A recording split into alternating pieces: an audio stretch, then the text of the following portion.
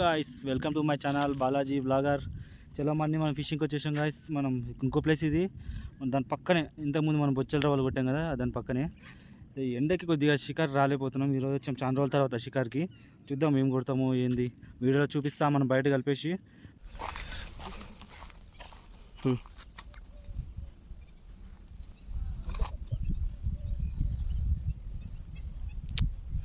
అడగ తోకబడింది అది. ఏమో లాగేసా మరి.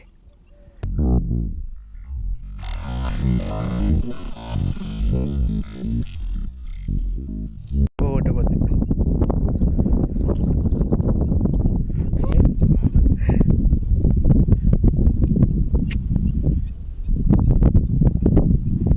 ఈజీ ఎంత ఉంటుంది